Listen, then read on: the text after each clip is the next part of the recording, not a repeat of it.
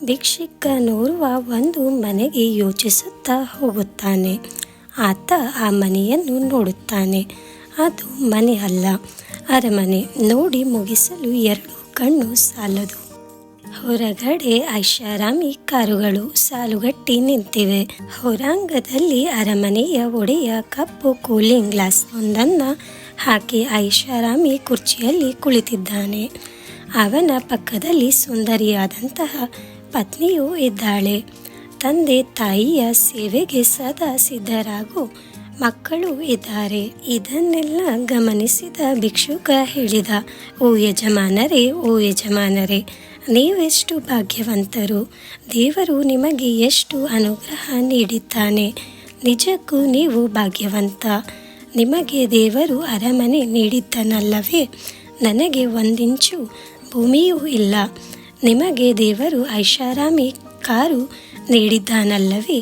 ನನಗೆ ಸರಿಯಾದ ಚಪ್ಪಲಿಯೂ ಇಲ್ಲ. ನಿಮಗೆ ಸುಂದರಿಯಾದ ಪತ್ನಿಯೂ ಇದ್ದಾಳೆ. ನನಗೆ ಯಾರು ಹೆಣ್ಣು ಕೊಡುವವರು?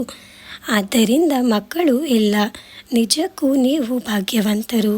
ಇದನ್ನು ಕೇಳಿದ ಯಜಮಾನ ಭಿಕ್ಷುಕನೊಂದಿಗೆ ಹೇಳಿದ, ದೇವರು ನನಗೆ ನೀಡಿದಂತಹ ಒಂದು ದೊಡ್ಡ ಅನುಗ್ರಹವನ್ನು ನಿನಗೆ ನೀಡುತ್ತೇನೆ. ಭಿಕ್ಷುಕ ಅಚ್ಚರಿಯೊಂದಿಗೆ ಅದೇನದು ಎಂದು ಕೇಳುತ್ತಾನೆ. ಯಜಮಾನ ತನ್ನ ಕನ್ನಡಕವನ್ನು ತೆಗೆದು ಹೇಳುತ್ತಾನೆ, ದೇವರು ನನಗೆ 2 ಕಣ್ಣನ್ನು ನೀಡಿಲ್ಲ. ನಾನು ಕುರುಡ. ನನ್ನ ಎಲ್ಲ ಅನುಗ್ರಹವನ್ನು ನಿನಗೆ ನೀಡುವೆ.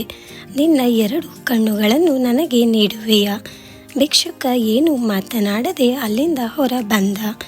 ದೇವರು ಆ ಯಜಮಾನನಿಗೆ ನೀಡಿದಂತಹ ಅನುಗ್ರಹ ನನ್ನ 2 ಕಣ್ಣಿಗೆ ಸಮಾನವಲ್ಲ ಎಂಬ ವಾಸ್ತವವನ್ನು ಭಿಕ್ಷುಕ ಮನದಟ್ಟು ಮಾಡಿಕೊಂಡ.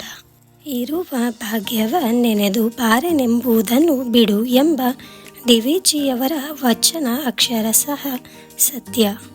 ಇಷ್ಟು ತಿಳಿಸೋದಕ್ಕೆ ಇಷ್ಟಪಡ್ತೀನಿ. ವಿಡಿಯೋ ನೋಡಿದ್ದಕ್ಕಾಗಿ ಧನ್ಯವಾದಗಳು. ಮತ್ತೆ ಸಿಗೋಣ. ನಿಮ್ಮೆಲ್ಲರ ಬದುಕು ಬಂಗಾರವಾಗಲಿ. ನಮಸ್ತೆ.